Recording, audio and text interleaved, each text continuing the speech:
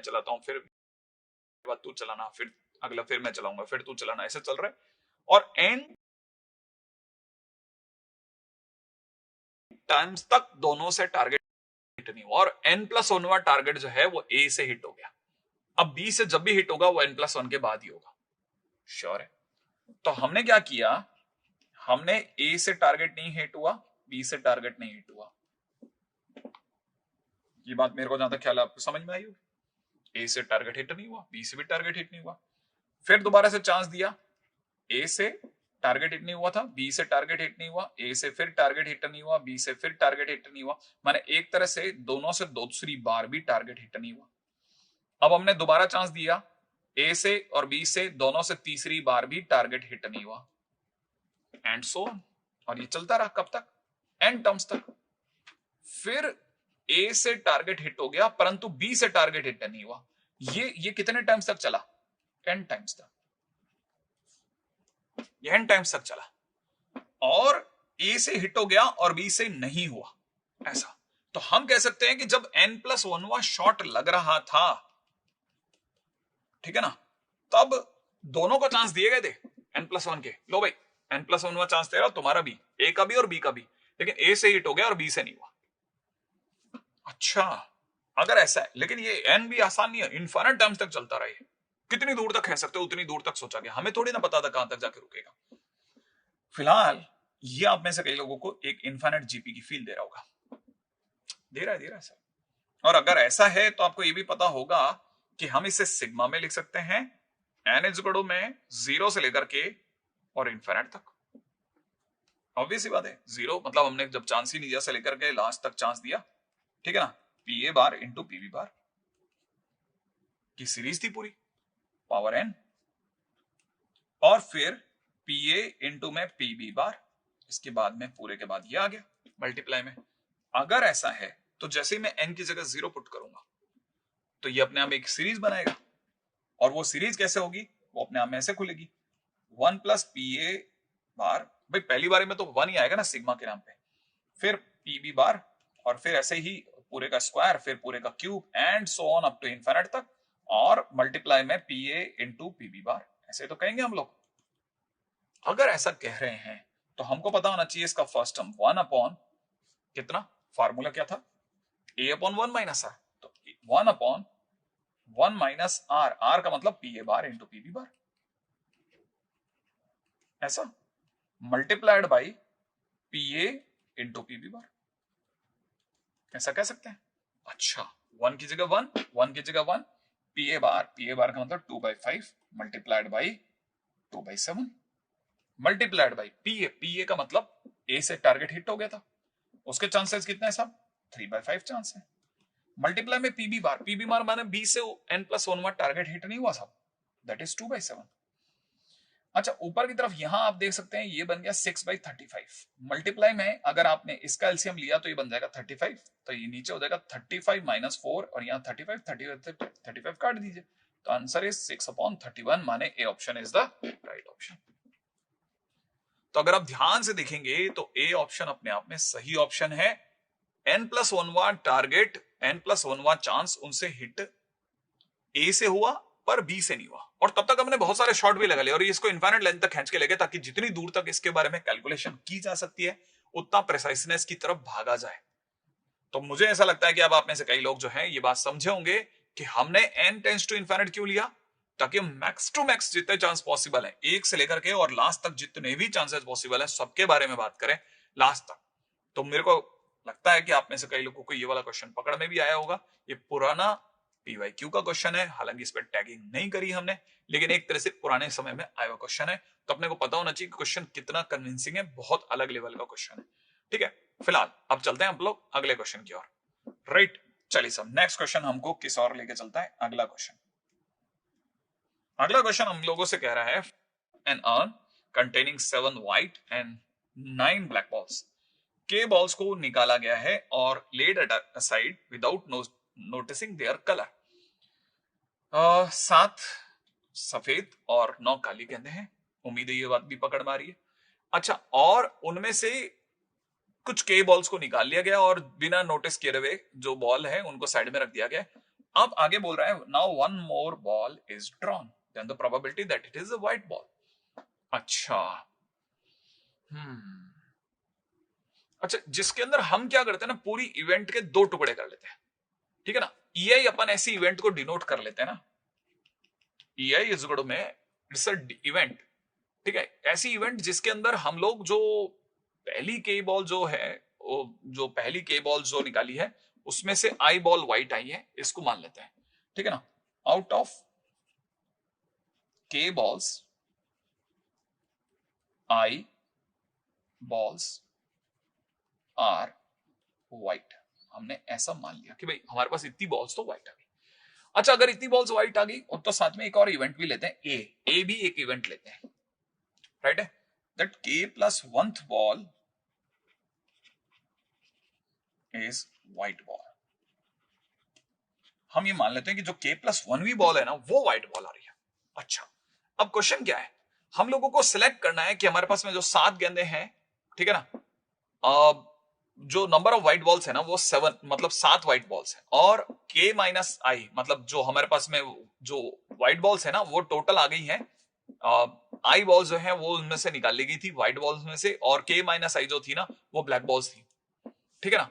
मतलब हम अगर बाय द वे अगर स्टोरी को समझेंगे ना कि टोटल हमारे पास में बॉल्स कैसे निकली, तो मैं आपको ये बताऊंगा कि हमारे पास में 7 बॉल व्हाइट थी, उसमें से आई बॉल्स तो थी वो व्हाइट निकाली हमने, तो 7C आई तो उन्हें चुन के लाने का तरीका। फिर 9 बॉल्स हमारे पास ब्लैक थी, तो हमने टोटल बॉल्स निकाली के बॉल्स, तो इसका मतलब के माइनस आई बॉल जो थी, ठीक है ना, कितनी के माइनस आई बॉल्स जो थी वो ब्लैक थी। भाई हमने क्या किया, पूरी कहानी को सोचिए ना, हमने पहली बारी में के बॉल्स बाहर निकाली, उन के बॉल्स में से मान लेते हैं आई बॉल्स ऑलरेडी व्हाइट आ चुकी थी, आई नंबर ऑफ बॉल्स जो थी ना वो व्हाइट आ चुकी थी, तो वो कैसे आ सकती थी, 7C आई तरीके से आ सकती थी। फिर जो बची हुई, क्योंकि हमने तो के बॉल्स निकाली ना, तो इसका मतलब ये कि टोटल आई बॉल्स तो बाहर आई नहीं है, इसका मतलब के माइनस आई बॉल्स अभी भी और बाकी है जो कि व्हाइट नहीं है, वो ब्लैक होंगी, तो इसका मतलब 9C के माइनस आई वो भी निकलेंगी। अच्छा, अब इसके साथ में हम क्या सोच रहे हैं, हमारे को ये भी पता होना चाहिए कि हमने टोटल जो बॉल्स निकाली, ठीक है ना, के बॉल्स जो निकाली, उसको अगर बाय द वे कोई कहे कि कितने तरीके से आप लाए थे, तो हम तो बोलेंगे 16C के तरीके से लाए थे भाई। इसका मतलब ये कि अगर मैं 16C के से डिवाइड निकाल लगा दूं तो ये हमारे लिए नंबर ऑफ सैंपल स्पेस हो जाएगा, और ये नंबर ऑफ व्हाइट बॉल्स हो जाएगा, ठीक है ना, व्हाइट बॉल्स, ये नंबर ऑफ व्हाइट बॉल्स हो जाएगा, और ये जो होगा ना that is probability of EI हो गया। माने हम लोगों के लिए अगर प्रोबेबिलिटी ऑफ EI की बात करी जाए तो वो कहां से आएगी, वो यहां से क्रिएट कर लेंगे। अब क्वेश्चन वाला क्या चाहता है, क्वेश्चन वाला ये कह रहा है कि आप तो ये बताओ कि आपकी आई व्हाइट बॉल्स निकल गई, ठीक है ना, और उसके बाद एक घटना घटी, उसके बाद ए इवेंट हुई है, तो कैसे आप उसकी प्रोबेबिलिटी को डिफाइन करोगे।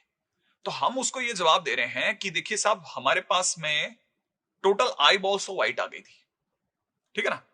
अच्छा, और आप हमसे 16 में से 16 बॉल्स थी टोटल, उसमें से के बॉल्स आप हमसे पहले निकलवा चुके थे, इसका मतलब ये कि हमारे पास रिमेनिंग 16 माइनस के बॉल्स रह गई थी। अच्छा, उसमें से हम व्हाइट बॉल चुन रहे हैं, ठीक है ना, हम कितनी बॉल चुन रहे हैं, व्हाइट बॉल चुन रहे हैं। अगर हम लोग व्हाइट बॉल चुन रहे हैं तो कैसे सोचेंगे, हमको 16 माइनस के में से कोई एक गेंद निकाली,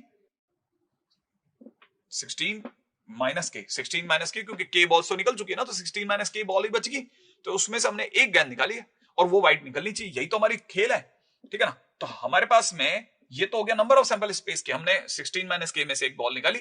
अब व्हाइट बॉल कितनी बची थी, व्हाइट बॉल अगर, क्योंकि व्हाइट निकाली हमें, तो व्हाइट बॉल कितनी बची थी, अगर देखा तो व्हाइट बॉल टोटल थी 7, उसमें से आप आई व्हाइट बॉल तो पहले निकलवा चुको, तो 7 माइनस आई बॉल्स अभी भी बाकी है, उनमें से एक निकाल लो, वो प्रोबेबिलिटी हो गई आपकी। और अगर ऐसा है तो इसे आप 7 माइनस आई अपॉन में 16 माइनस के बोल दो, यही तो है ना भाई हमारे लिए प्रोबेबिलिटी की अगर बात करी जाए तो यही तो प्रोबेबिलिटी है। इसका मतलब ये कि कल को किसी ने अगर मुझसे पीए पूछा कि प्रोबेबिलिटी ऑफ ए बताओ सर, आप प्रोबेबिलिटी ऑफ ए बताओ, ए का मतलब के प्लस 1वीं बॉल व्हाइट निकली, इसकी क्या प्रोबेबिलिटी है, तो टोटल प्रोबेबिलिटी थ्योरम से मैं अगर इसका जवाब दूंगा तो मेरा जवाब होगा PEI, पहले EI घटे, फिर EI घटने के बाद ए घटे, that is total probability theorem. और अगर ऐसा है तो सिग्मा में चलते हैं, पी ई आई का मतलब कितना हो जाएगा 16ck इंटू में 7ci multiplied by 9ck minus 1 multiplied by 7 minus I upon में 16 माइनस के। ये मेरी तरफ से आंसर हो जाएगा। अब देखा जाए तो क्वेश्चन के अंदर तीसरी फीलिंग लेनी है अपने को। अब ये मेरी प्रोबेबिलिटी ऑफ ए निकल जाएगी। अब अगर मैंने इसको सोच लिया तो मेरा काम बन जाएगा। अब लेकिन इसे सोचोगे कैसे, इसमें क्वेश्चन को कैसे क्रिएट करेंगे, मतलब इसके अंदर आगे कैसे फर्दर मूवमेंट करेंगे, ये सोचने की बात है। ओके, अब थोड़ा दिमाग लगाना पड़ेगा। 16 माइनस के मल्टीप्लाइड बाई 16ck। यहां थोड़ा दिमाग लगाना पड़ेगा। अगर मैं इनको मल्टीप्लाई करूं, इसको और इसको, तो कैसे मल्टीप्लाई करा जाएगा। अब अगर देखा जाए तो इस क्वेश्चन के अंदर क्या किया जा सकता है, ये सोचना है हमें। तो सिग्मा तो रखते हैं अपन। अच्छा, मैं आपको एक और बात बता दूं, आई जो है वो के से ज्यादा नहीं हो सकता। आई 0 भी हो सकता है और ज्यादा से ज्यादा के तक जा सकता है। इससे इसके बीच में ही वो नाचता रहेगा हमेशा। तो 0 से के, तो पहले तो इससे सेट कर देते हैं। अच्छा, तब तक मैं आपको बताता हूं 7ci का मतलब 7c 7 माइनस आई हो सकता है। हाँ, मल्टीप्लाइड बाई 7 माइनस आई रख दो, इंटू में 9ck माइनस आई, इसे अलग कर दो। सही है ऐसा। अच्छा, और नीचे की तरफ आप 16 माइनस के को कर दो आगे, और इसे लिख दो 16 माइनस के, ऐसा लिख दिया। क्या फर्क पड़ता है सर इससे? फर्क मेरे दोस्त ये पड़ेगा कि 7 माइनस आई मल्टीप्लाइड बाई, आप बता रहे हैं 7c 7 माइनस आई, यही बता रहे हैं। अच्छा, अगर दांत उखड़ो मेथड से चलते हैं तो 7 upon 7 minus i multiplied by 6c, 7 minus i में से एक कम हो तो 6 माइनस आई, ये लिखा जा सकता है। अब ये दोनों कैंसिल आउट हो जाएंगे, तो यहां से 7 इंटू इतना बचेगा। अच्छा, जिसमें भी इसको 7 को तो 7 ही लिखेंगे, इस है 6c 6 माइनस आई को 6c आई लिखा जा सकता है। मतलब ये जो कुछ भी लिखा जा रहा है ये सब रिमूव होगा, हटेगा।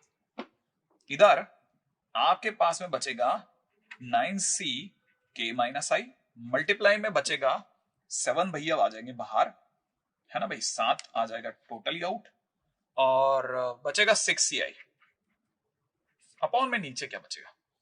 तब तक मैं आपको यह भी बता दूं कि आपके पास में नीचे डिनोमिनेटर में 16 माइनस के मल्टीप्लाइड बाई 16c 16 माइनस के लिखा हुआ है। आप इसे चाहे तो 16ck भी लिख सकते हैं, एक ही बात है ऐसा।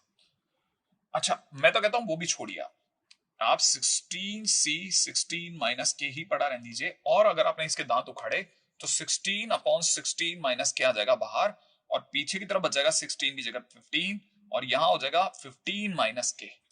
ये और ये तो कट जाएंगे, 16 आ जाएगा नीचे, और ये जो कुछ भी लिखा है इसकी जगह आप लिख सकते हैं 15ck ऐसा।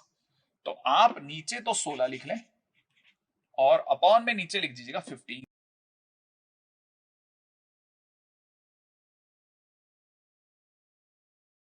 के ऐसा। अच्छा, अब हमारे पास में काफी हद तक इसका कंट्रोल आ चुका है। के की वैल्यू हमारे पास में चल रही है 0 से लेकर के और के तक, राइट।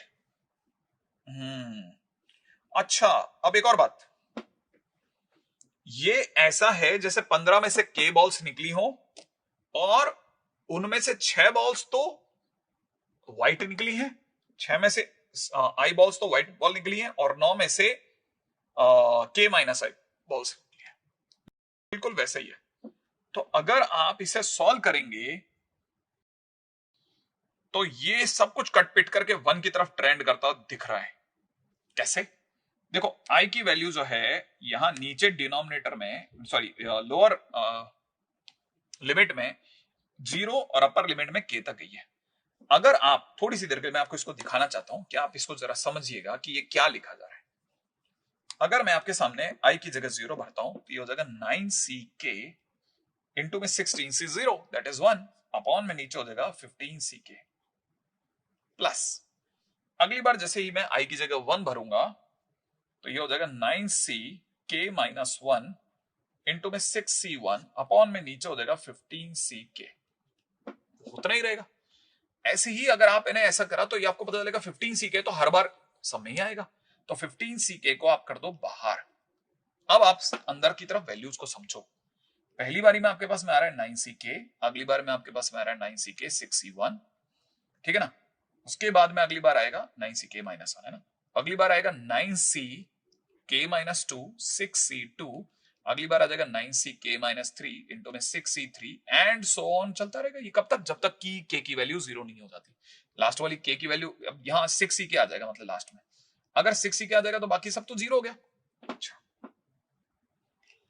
अब अगर आप इसे समेशन में लेकर के आएंगे, जब आप इसका सम करेंगे तो ये अपने आप में 15ck ही निकलेगा, मतलब 15ck का उल्टा बनकर निकलेगा।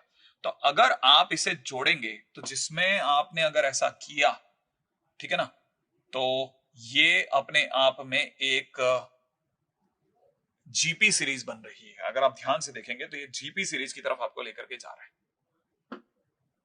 ठीक है ना। तो ये अपने आप में बन जाएगा 7/16 मल्टीप्लाइड बाई 1, और अगर ऐसा हो गया तो इसका आंसर हो जाएगा 7/16, और 7/16 मतलब A option is the right option. इसका ए ऑप्शन अपने आप में परफेक्ट ऑप्शन बन जाएगा, जिसे आप अगर आप इसे सॉल्व करेंगे तो ये कैंसिल आउट होकर के सब 1 दे देगा आपको लास्ट में, ठीक है ना। और अगर आपको ये कैंसिल आउट होकर के 1 दे देगा तो आप अपनी तरह से क्वेश्चन को सॉल्व करके 7/16 पाएंगे, जो कि अपने में one of the very important and fantastic question. चलिए साहब अगले क्वेश्चन के ऊपर बात करते हैं। अगला क्वेश्चन हमारे को किस और लेकर के चलता है वो देख लेते हैं जरा जल्दी से, ताकि हमको पता रहे कि भाई हमारा अगला क्वेश्चन हमसे क्या चाहता है। भाई कि नेक्स्ट क्वेश्चन ने हमको बोला है सिग्मा r इक्वल टू 0 से लेकर के n तक r+2 upon r+1 into NCR is equal to इतना। ये तो हमको भी समझ में आता है कि क्वेश्चन के अंदर अगर मैं सिग्मा r की वैल्यू 0 से लेकर के n तक r+2 अपॉन r+1 की भी बात करता हूं तो ये अपने आप में 1+1 अपॉन r+1 इंटू एनसीआर की बात कर रहा है। अच्छा, और अगर ऐसा हो रहा है तो, अगर ऐसा हो रहा है तो मैं इसे सिग्मा एनसीआर प्लस में सिग्मा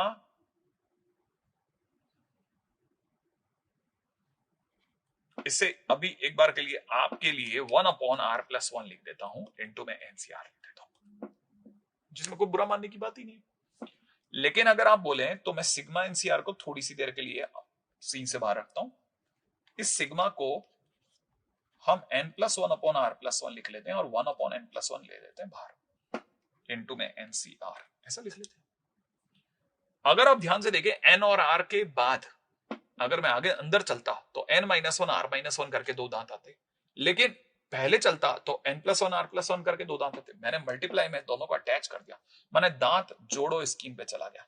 हालांकि बात ये टर्म मैंने पहले भी कभी यूज करे हैं, अगर आप भूल भी गए तो मैं सिर्फ अगर थियोरेटिकली बोलूं तो 1/n+1 विल लिव आउटसाइड, और ये दोनों मल्टीप्लाई होकर के फाइनली बन जाएंगे n+1c r+1। यहां पर r की वैल्यू 0 से लेकर के और n तक जा सकती है। यहाँ पे r की वैल्यू 0 से लेकर के n तक जाएगी। अगर मैंने आपके सामने अगर मैंने r की जगह 0 रखा तो c0 c1 c2 ऐसे बढ़ते बढ़ते यही चीज cn तक जाएगी, प्लस यहां अगर देखा जाए तो 1/n+1 अंदर आपने अगर बाय द वे r की जगह 0 रखा तो ये n+1 c1 n+1 c2 और बढ़ते बढ़ते n+1 c n+1 तक जाएगी, ऐसा। लेकिन इसको ऐसा करने के लिए n+1 c0 की मदद की जरूरत होगी, तो मैं बाहर की तरफ एक माइनस में n+1 c0 कर दूंगा, ऐसा। और अगर ऐसा हो गया तो ये जो कुछ भी लिखा है ये अपने आप में 2n होगा और 1/n+1 को पड़ा रहने देंगे, और ये जो कुछ भी यहां से लेके यहां तक लिखा है ये 2n+1 -1 हो जाएगा। अच्छा, और अगर ऐसा हो गया तो हमारे पास में फाइनली ये सब कुछ मिल मिला करके इतनी दूर तक चला गया। भाई हमने अपनी तरफ से जो बेस्ट टू बेस्ट कर सकते थे इस पे देख लिया। अब इसके बाद में भी अगर मैंने एलसीएम लिया तो n+1 2 इंटू n+1 प्लस के अंदर 2n+1 -1 ऐसा कर लिया। और अगर हम चाहे तो 2n अभी कॉमन ले सकते हैं, ठीक है ना। तो मैंने इसमें 2n कॉमन लेने की सोची और यहां n+2 बचेगा प्लस में 2n n+3 ले लेते हैं आप बोलो तो, अगर ऐसा भी कर सकते हैं हम, मेरे को तो उसमें भी कोई ऑब्जेक्शन नहीं है। 2n+3 ऐसे, और -1 तो चल ही रहा है, -1/n+1 ऐसा, बिल्कुल एक नट साल में लिया है। इससे छोटा हम कर नहीं सकते थे, लेकिन सामने से सरकार कह रही है कि नहीं ये तो 2^8 -1/6 है, इसका मतलब n+1 बराबर 6 है, और अगर ऐसा है तो n बराबर में 5 है, और शायद मेरा ना ख्याल है n ही तो वो मांग रहा था, तो n की वैल्यू 5 आ गई। और अगर ऐसा है तो इसका कोई आंसर है क्या भाई, देख लेते हैं अभी। बिल्कुल बी ऑप्शन एकदम सही ऑप्शन है, एकदम करेक्ट है, इसका तो बी के हिसाब से n=5 is the right answer.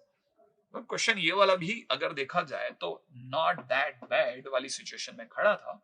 इसमें कुछ एक चीजें हम लोगों को बायनोमियल थ्योरम के टाइम पे जो सीखी गई थी वो सब हम यूज कर सकते हैं, ठीक है ना भाई। तो ये एक अच्छा क्वेश्चन अपने आप में, जो भी अपने पास में एक क्वेश्चन था वो वाला क्वेश्चन बन गया। तो चलिए साहब अपन चलते हैं अगले क्वेश्चन की ओर। अगला क्वेश्चन है, there are 5 straight lines in a plane, no 2 of which are parallel, no 3 passes through the same point। कोई भी दो पैरेलल नहीं है उनमें से, 5 में से कोई भी एक ही पॉइंट से नहीं गुजरती, सब अलग अलग पॉइंट से गुजरती है। Number of new lines formed by joining their point of intersection, that's a good question. अब इसमें क्या है, मैं आपको जो समझाना चाहता हूं उसको समझने के लिए आपको थोड़ा डायग्रामेटिकली चीजों को समझना पड़ेगा। कैसे? अगर मैं आपको बोलूं कि ये इस तरह से चला कि ये एक लाइन L1 है, ये दूसरी लाइन L2 है, दोनों के मिलने से एक पॉइंट ऑफ इंटरसेक्शन आया। अब हमने एक तीसरी लाइन ली, वो इन दोनों को काटती गई अलग जगह पे, इससे 2 इंटरसेक्शन पॉइंट आ गए। एक चौथी लाइन ली, इन तीनों को काटती गई, इससे 3 पॉइंट ऑफ इंटरसेक्शन आ गए। एक आखिरी लाइन और ली L5, उससे हमारे पास में 4 पॉइंट ऑफ इंटरसेक्शन आ गए। अब अगर आप ध्यान से देखें तो कोई अगर हमसे पूछेगा कि 5 लाइनों से कितने पॉइंट ऑफ इंटरसेक्शन ज्यादा से ज्यादा ला सकते हो, तो हम ही उसे ये जवाब देंगे कि एक बार जरा से साइड में रख लेते हैं, ठीक है। तो हम उसे क्या जवाब देंगे कि टोटल कितने पॉइंट ऑफ इंटरसेक्शन आ सकते हैं, तो जवाब होगा हमारा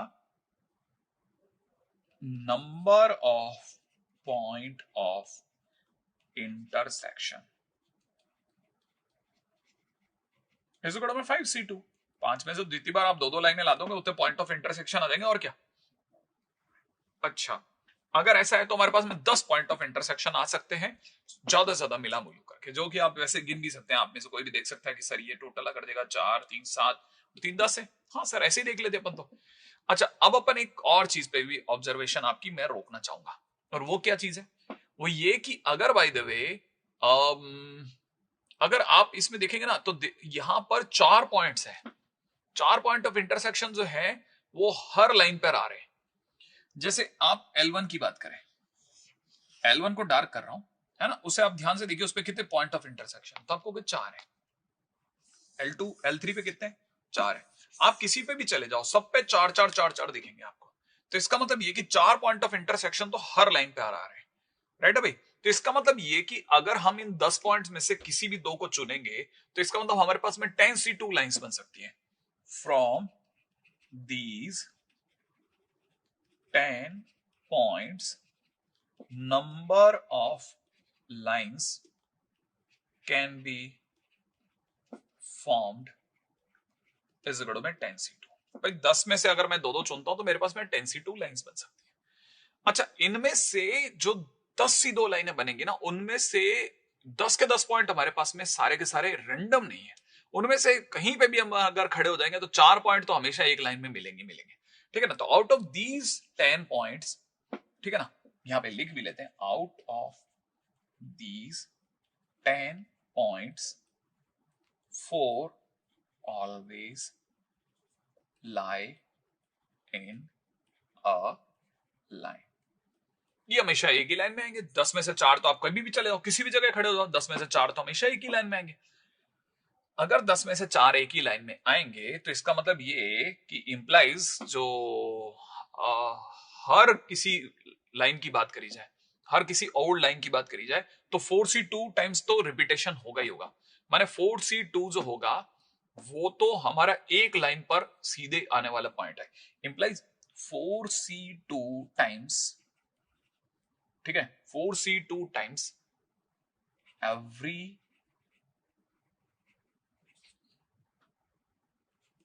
line will come again।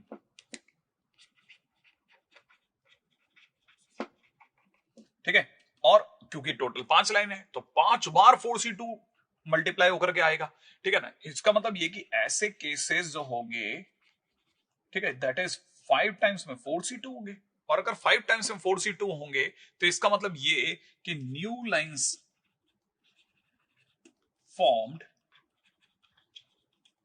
Is equal to में 10c2 माइनस 5 टाइम्स में 4c2। But 10c2 total lines हमारे पास में आ सकती है, लेकिन इन 10c2 में से भी 4c2 बार, मतलब पांचों लाइनों पे 4c2 हमारे पास में ऐसे पॉइंट्स आ रहे थे जिनके कारण से एक ही लाइन बन रही थी।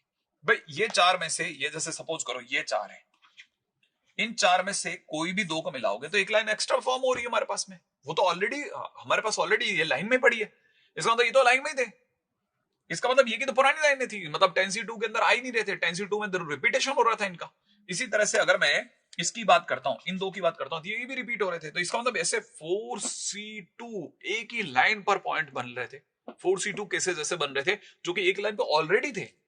अच्छा, और ऐसे 5 लाइनें थी अलग अलग, और 5 बार 4c2 वापिस आ रहे हैं, हम उनको 10c2 में गिन चुके हैं, तो हमारे को उनकी जरूरत नहीं, हमने उन्हें हटा दिया। भाई हमारे पास नई लाइनें कौन सी फॉर्म्ड हो रही हैं, तो हमारे पास में नई लाइनें जो टोटल फॉर्म्ड हो रही थी वो थी 10c2 में से 5 टाइम्स 4c2 लाइंस हटा दी, तो बाकी बची हुई नई लाइंस आ गई, क्योंकि 5 टाइम्स 4c2 पुरानी लाइनें थी। अब आप में से कई लोगों को ये बात समझने की जरूरत है कि अच्छा 4c2 तो मेरे पास में ऑलरेडी एक लाइन पर, जैसे ही मैं दो दो कोई भी पॉइंट चुनता तो उतने केसेस तो बन रहे थे जो कि ऑलरेडी पुराने वाली लाइनों में थे, तो इसका मतलब 4c2 तो एक लाइन पर केस बने हुए आ रहे, तो जो पुरानी थी, नई लाइन नहीं है वो पुरानी लाइन है।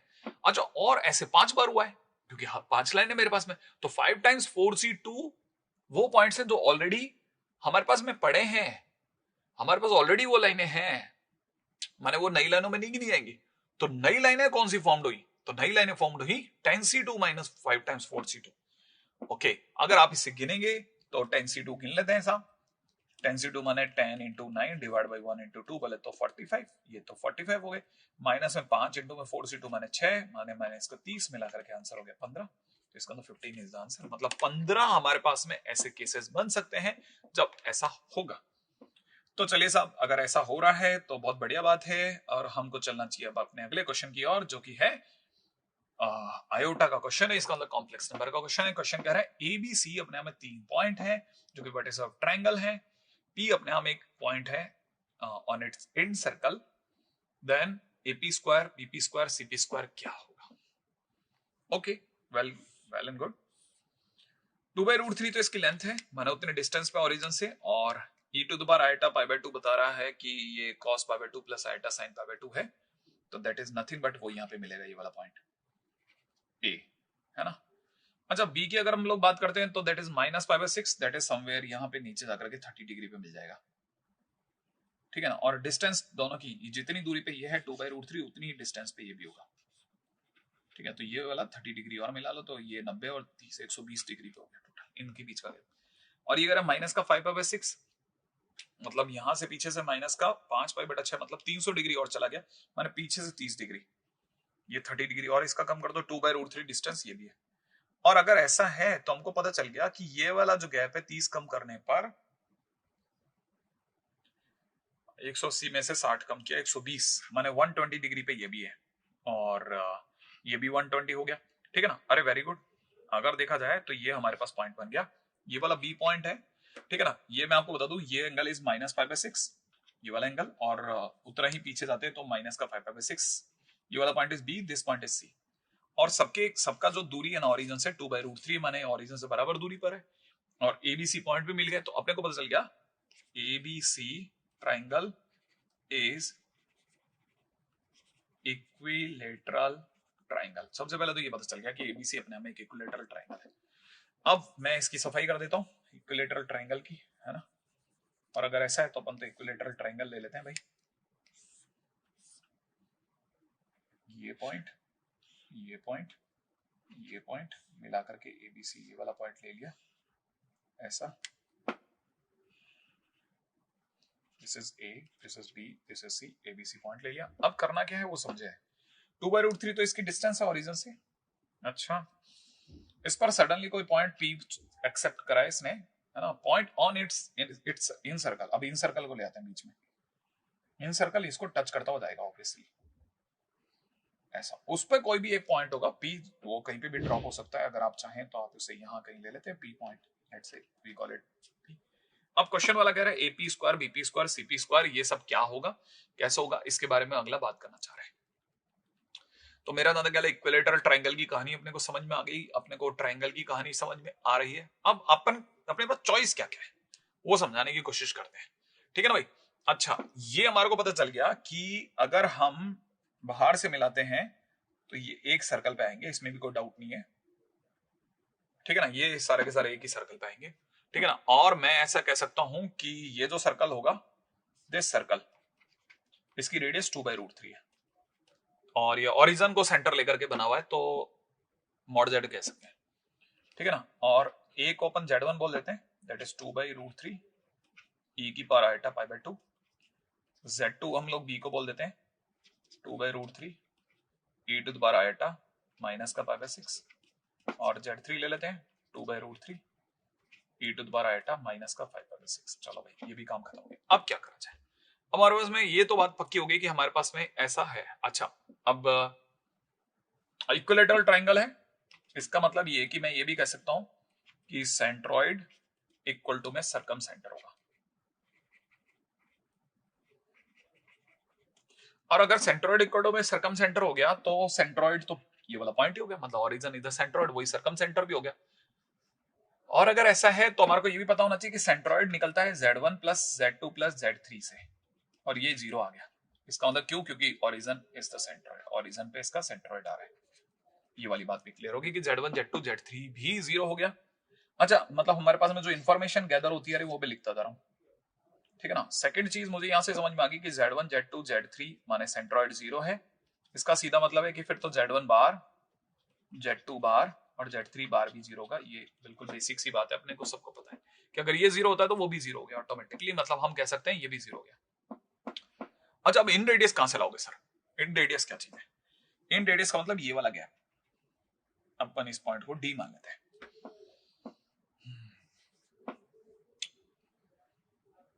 इन रेडियस क्या होगी इसकी, ये भी सोचने का पॉइंट है कि हमारे पास में अगर इन रेडियस आ जाए तो वो कितनी होगी।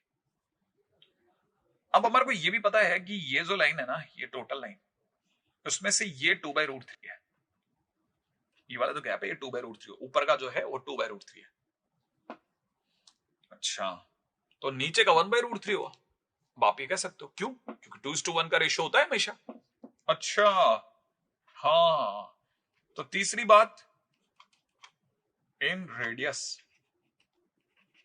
अगर मैं इसे कोई बोलेगा तो that is OD is equal to में small r is equal to 1/√3, और लॉजिक क्या बताया मैंने, 2:1 का रेशियो होगा, सेंट्रॉइड जो होता है वो मीडियन को हमेशा 2:1 के रेशियो में काटता है, तो हमने वहां से अगर वो 2/√3 है तो ये 1/√3 हो गया ऑब्वियसली, तो इसका मतलब ये कि हमारे पास में यहां से भी एक और कहानी भी पकड़ना।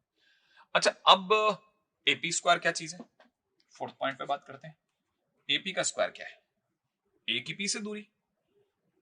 अच्छा, पी क्या चीज है सर, पी अपने सर्कल पे कोई भी पॉइंट है। अच्छा, सर्कल पे कोई भी पॉइंट है, कौन से सर्कल पे कोई भी पॉइंट है, पी जो है वो इन सर्कल पे कोई भी पॉइंट है, अपन ये कह सकते हैं ना। अपने को मतलब इसमें अटर बैलेंस पे चलना पड़ेगा, अगर देखा जाए तो मैं पी को थोड़ी सी देर के लिए जेड मान लेता हूं। अगर मैंने पी को जेड मान लिया तो मैं कह सकता हूं कि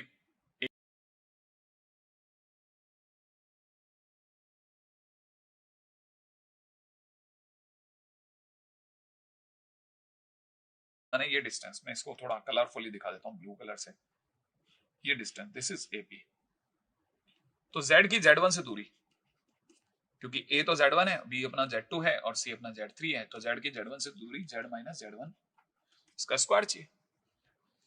अगर ऐसा है तो z का स्क्वायर प्लस में z1 का स्क्वायर, माइनस के अंदर अगर देखा जाए तो ये कहलाएगा z1 बार प्लस में z बार z1, ऐसा कहते थे, इसको भी वाइंड अप करते हैं। अच्छा, ये तो हमारे पास में एक केस बना।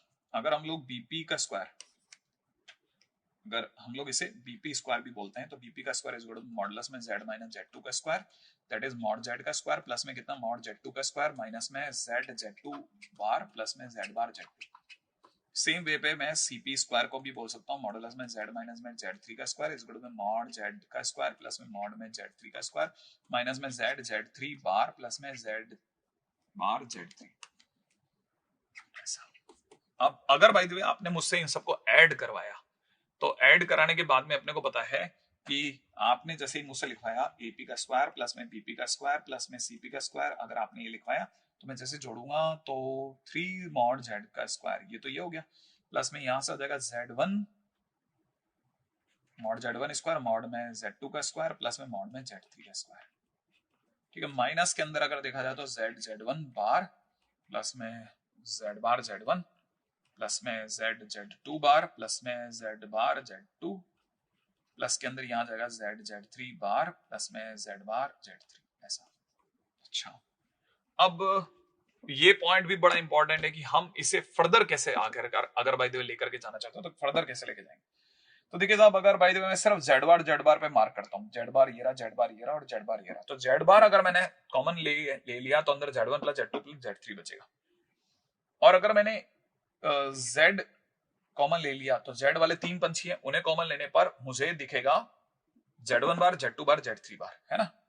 तो मैं अगर इससे फाइनली अगर इन सबका सम अप करता हूं तो यही चीज मुझे अब दिखने लग गई है ना, जो मुझे दिख रहा है ये यही चीज मैं दोबारा दिखा रहा हूं, ठीक है ना, कि मुझे अब दिखने लग गया है ये इस तरह से कि 3 टाइम्स में मॉड z का स्क्वायर प्लस में z1 का स्क्वायर प्लस में z2 का स्क्वायर प्लस में z3 का स्क्वायर, और माइनस के अंदर अगर z कॉमन लेता हूं तो अंदर z1 बार प्लस में z2 बार प्लस में z3 बार, और अगर मैंने z कॉमन ले लिया प्लस के अंदर नहीं, प्लस ही नहीं माइनस में ही z कॉमन आएगा, माइनस में z भी कॉमन ले लिया तो माइनस में z नहीं z बार कॉमन ले लिया तो अंदर z1 plus z2 plus z3 आएगा, और हमारे को पता है z1 z2 z3 की वैल्यू 0 है, इन सबका सम भी 0, तो पीछे के 3 चले तो 0 हो गए। फाइनली 3 तो ठीक है, मॉड z अपने आप में 2/√3 है, सही है, और अगर ऐसा है तो उसका स्क्वायर जो होगा दैट इज 4/3, ये हटा लो, प्लस मॉड z1 का स्क्वायर मॉड z1 2/√3 है ना भाई, तो 2/√3 का स्क्वायर दैट इज 4/3 प्लस में, अब यहां पर देखा जाए तो हमारे पास में सब 4/3 4/3 4/3 4/3, तो ये एक तरह से देखा जाए तो 6 बार 4/3 हो गया, और अगर 6 टाइम 4/3 हो गया तो आपको पता ही होगा कि अगर मैं क्वेश्चन को देखूंगा तो 6 टाइम 4/3 माने, अच्छा, और अपनी तरफ से इसकी वैल्यू भी कितनी आ गई कि क्वेश्चन के अंदर, अब ये पॉइंट बड़ा इंटरेस्टिंग आ गया है, यहां पर आकर के हम लोगों को थोड़ा ध्यान से देखना पड़ेगा कि हमारे पास में स्टोरी किस रास्ते से जा रही है। तो 3 टाइम्स में, अच्छा एक चीज सॉरी, मॉड जेड अपने आप में इसका पॉइंट है ना इन सर्कल का, तो ये वाला नहीं चलेगा, इन सर्कल पे जेड है तो इसका रेडियस कितना आ गया, इन सर्कल का रेडियस 1/√3, तो 1/3 आ गया, सॉरी, ठीक है ना भाई, ये वाला जेड है तो जेड एक दिन घूमता घूमता घूमता घूमता घूमता इस जगह पहुंचेगा ना डी पे, तो ये जो डिस्टेंस होगी that will be radius, P वाला पॉइंट सरकता सरकता डी पे आएगा, तो ये रेडियस तो हमारा होता है ना 1/√3 है, 1/√3 है तो उसका स्क्वायर होने की वजह से 1/3 हो गया, और मॉड z1 की जगह इतना हो गया, तो 4 4 4 12 12 और 3 15 15/3 माने 5 इज द राइट आंसर, तो 5 इज द आंसर। तो अगर किसी ने अगर मुझसे इसका आंसर पूछा तो आंसर विल बी 5 माने C option is the right option, और बहुत ही सुंदर क्वेश्चन बना है, अपने आप में बहुत जबरदस्त क्वेश्चन है, अल्टीमेट लेवल का क्वेश्चन है, इसको देख करके भी लगता है कि हाँ क्वेश्चन के अंदर वाकई में काफी सारे चेंजेस थे, और एक एक क्वेश्चन पे अगर हम लोग इस तरह से फाइट मारेंगे, चीजें सीखेंगे तो हमारे लिए बहुत अच्छा भी रहेगा आने वाले टाइम में, इसमें भी कोई डाउट नहीं है। ठीक है, चलते हैं साहब अगले क्वेश्चन की और चलते हैं ताकि हमारा मूवमेंट हमें पता रहे कि फाइनली किस और जा रहा है। अगला क्वेश्चन हम लोगों को किस और लेके जाता है जरा देखिएगा फटाफट से, हमारा अगला क्वेश्चन कॉम्प्लेक्स के बाद वाला क्वेश्चन हमको लेके चल रहा है एक और कॉम्प्लेक्स की दुनिया में, और मांगने वाले ने क्या मांग लिया हमसे, z1 का स्क्वायर प्लस z2 का स्क्वायर। वैसे A square plus B square को देखते एक फील जरूर आती है, A plus iota B multiplied by A minus iota B की, कॉम्प्लेक्स की दुनिया में संभव है ना A square plus B square. तो अब कैसे सोच रहा हूं मैं क्वेश्चन को करने की वो मैं बताता हूं आपको। देखिए साहब, क्वेश्चन ने मुझे क्या क्या दे दिया, क्वेश्चन ने मुझे दे रखा है z1 इंटू z1 का स्क्वायर माइनस 3z2 का स्क्वायर इज इक्वल टू 2, इसका मतलब ये कि जो फर्स्ट थिंग मुझे गिवन है that is z1 multiplied by z1 का स्क्वायर माइनस में 3z2 का स्क्वायर इज इक्वल टू 2, ये पहली चीज गिवन है। दूसरी चीज और मुझे क्या गिवन है, that is given z2 into में 3z1 का स्क्वायर माइनस में z2 का square is equal to 11, 3z1 का स्क्वायर। तो दूसरी चीज जो हमें गिवन है दैट इज z2 इंटू में 3z1 का स्क्वायर माइनस में z2 का square is equal to 11। Okay, अगर ऐसा है तो फिर फिलहाल अभी वाली चीज को अगर मैं मल्टीप्लाई करूं, या यूं समझिए कि मैं इस 2 और इस 11 को 2 प्लस 11 आयोटा लिखता हूं इधर, तो इसका मतलब मैंने 2 के सामने z1 इंटू z1 का स्क्वायर माइनस में 3z2 का स्क्वायर चुपचाप कॉपी कर लिया। अच्छा, ये तो हुआ मेरा 2 प्लस 11 आयोटा, मतलब ये 11 है, इसका आयोटा से multiply, iota multiplied by z2 into में 3z1 का स्क्वायर माइनस z2 का स्क्वायर लिख दिया ऑब्वियसली। अब जैसे ही मैं ऐसा करके चुकूंगा तो मेरे को एक बात समझ में आ जाएगी, क्या कि ये मेरे पास में लिखा है z1 का cube minus plus 3 iota z1 का square into z2 minus 3 z1 into z2 का स्क्वायर माइनस आयोटा इंटू में z2 का क्यूब, z2 का cube is equal to 2 plus 11 iota. Okay, z1 और नीचे आया, z1 के टाइम पे ऐसा हुआ। और अगर मैं समझ रहा हूं सही तो ये z1 माइनस, हाँ बड़े आपको इस चीज को थोड़ा ध्यान से देखना पड़ेगा, ये z1 प्लस में आयोटा z2 का क्यूब लिखा हुआ है, राइट राइट। ओके, आयोटा का square is equal to minus iota का cube is equal to minus iota, ठीक है, 2 प्लस 11 आयोटा हो गया। इसे मैं फर्स्ट इक्वेशन नाम दे देता हूं। अब मैं 2 प्लस 11 आयोटा तक तो पहुंच गया, अब मैं दूसरी तरफ दौड़ रहा हूं, that is 2 minus 11 iota, 2 minus 11 iota. 2 minus 11 iota का मतलब होता है 2 की जगह लिख दूंगा z1 इंटू में z1 का स्क्वायर माइनस में 3z2 का स्क्वायर माइनस आयोटा इंटू में z2 इंटू में 3z1 का स्क्वायर माइनस में z2 का स्क्वायर। और अगर ऐसा कर रहा हूं तो z1 का क्यूब माइनस में 3z1 इंटू z2 का स्क्वायर माइनस में 3 आयोटा z1 का स्क्वायर z2 और minus minus plus iota z2 का क्यूब इज इक्वल टू में 2 माइनस 11 आयोटा। ओके, ये अपने आप में z1 माइनस आयोटा z2 का क्यूब है और ये 2 माइनस 11 आयोटा है। अच्छा, अंदर से मेरी फील चल रही है a minus B iota, a plus B iota की, और मैं इन दोनों की मल्टीप्लाई करने की सोच रहा हूं। अगर मैंने इसे सेकंड नाम दिया तो मैं फर्स्ट और सेकंड को मल्टीप्लाई पे लगा रहा हूं, और z1 प्लस में आयोटा z2 का क्यूब और यहां से z1 माइनस आयोटा z2 का क्यूब इज इक्वल टू में 2 plus 11 iota multiplied by 2 minus 11 iota होगा। अंदर ही अंदर इट इज z1 का स्क्वायर प्लस में z2 का स्क्वायर का क्यूब हो जाएगा, और ये बन चुका होगा 4 प्लस 121, इसका मतलब 125। और अगर ऐसा है तो मैं कह सकता हूं कि z1 का स्क्वायर प्लस में z2 का स्क्वायर इज इक्वल टू 5, माने C option is the right option. तो it was a good question, अच्छा क्वेश्चन है ऑब्वियसली बात है। अगर भाई आपने कभी इस तरह का कोई क्वेश्चन नहीं देखा तो शायद आप सोच भी नहीं सकते कि ये क्वेश्चन किस तरफ लेके जाएगा। तो अपने one of the very good question है ना, बहुत अच्छा क्वेश्चन है। अब लास्ट क्वेश्चन और देख लेते हैं, ठीक है। हमारे पास में अगला क्वेश्चन हमें किस और लेके चल रहा है, जरा देखिएगा। हमारा अगला क्वेश्चन कहता है यूलर फार्मूला से, माने ऑयलर फार्मूला से, अगर e की power iota theta is equal to cos theta plus iota sin theta हो और सिग्मा r इक्वल टू 0 से लेकर के n तक ncr cos r theta plus iota r sin r theta is equal to ncr e to the power iota r theta हो, और ये कुछ 1 प्लस आइटा थीटा, ये एक्चुअल में ये जो बोल रहा है ये है ही, ये होता है, मतलब इट्स अ फैक्ट, ये नहीं भी पता था तो भी हमें पता था ये, ठीक है ना। तो अगर ऐसा होता है तो आप इसकी वैल्यू बताइए, 100 CR वाले की वैल्यू बताइए क्या होगी। अच्छा, इन सब पूरी कहानी में जो सबसे इंपॉर्टेंट चीज है वो मैंने पहले से ही अलग कर दी, जो मांगा जा रहा है वो ये। अब जो कुछ भी मेरे सामने 100 CR इंटू में साइन RX लिखा जा रहा है, ठीक है ना, ये एक तरह से देखा जाए साइन RX जो है वो पूरी कहानी का इमेजिनरी पार्ट है। तो मैं इसे कह सकता हूं कि ये मुझसे कुछ चाह रहे हैं, imaginary part of sigma 100 CR जब भी खुलेगा तब इनटू में साइन आर एक्स, ऐसा कुछ चाह रहे हैं मेरे से, है ना। अच्छा, साइन आर एक्स नहीं चाह रहे, ये चाह रहे हैं e to the power iota r x. इसको जब भी मैं खोलूंगा 100 CR इंटू में e to the power iota r x को जब भी खोलूंगा तो उसका इमेजिनरी पार्ट होगा वो साइन आर एक्स खोलेगा। और अगर ऐसा है तो मैं ये भी जानता हूं बहुत अच्छे से कि मैं इसे थोड़ा और अच्छे से दिखाऊं, तो imaginary part of sigma 100 CR e to the power iota x की पावर आर ऐसा लिख सकता हूं। और जो नीचे बेस में है 100C के बेस में है वही power r e to the power iota x में है, तो I can say it is nothing but imaginary part of 1 plus, क्योंकि ये एनसीआर से मैच कर गया, तो 1 plus e to the power iota x power n बोले तो 100 है।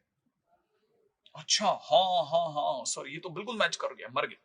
इसमें अगर ऐसा है तो मैं इसे लिख सकता हूं इमेजिनरी पार्ट में 1 plus e to the power iota x का मतलब होता है cos x plus iota sin x power में 100।